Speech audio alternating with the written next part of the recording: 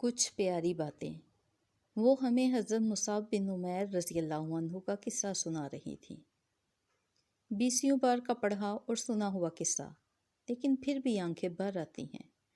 On line class تھی سیرت النبی صلی اللہ علیہ وآلہ وسلم کی، اور موضوع تھا دین کے لیے نبی صلی اللہ علیہ وآلہ وسلم اور صحابہ کرام رضی اللہ عنہم کی قربانیاں۔ وہ خود بھی رو رہی تھی اور ہم سننے والے بھی۔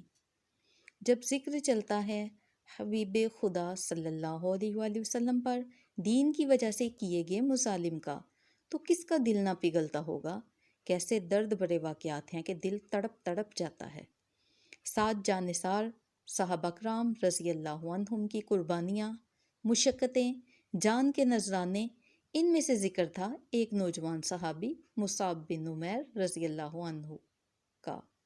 کہہ رہی تھی اپنے جوان بچوں اور بچیوں کو سنایا کرو جو داڑھی یا پردے کی وجہ سے مذاق، تنقید یا چپتی نظروں کا نشانہ بنتے ہیں، ان کو بتاؤ اس نوجوان صحابی کا قصہ جو امیر کبیر والد کے بیٹے تھے، جو ناز و نم میں پلے ہوئے تھے، جو 200 درہم کا جوڑا پہنا کرتے تھے، مہنگی سے مہنگی خوشبوئیں استعمال کیا کرتے تھے، ملازموں کی فوج حکم ماننے کے لیے موجود تھی، پھر وہ اسلام قبول کرتے ہیں۔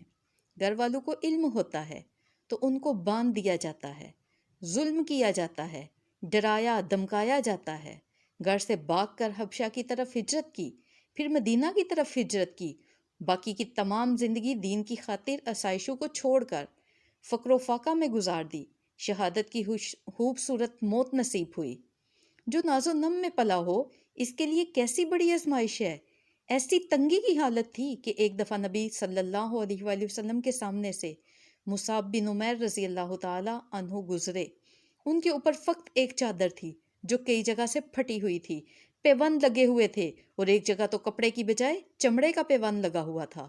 تو ان کی پہلی اور موجودہ حالت کا تذکرہ کرتے ہوئے حضور صلی اللہ علیہ وآلہ وسلم کی آنکھوں سے آنسو جاری ہو گئے، اور میں جب بھی یہ واقعہ پڑھتی ہوں یا سنتی ہوں تو آنسو بہنے لگتے ہیں۔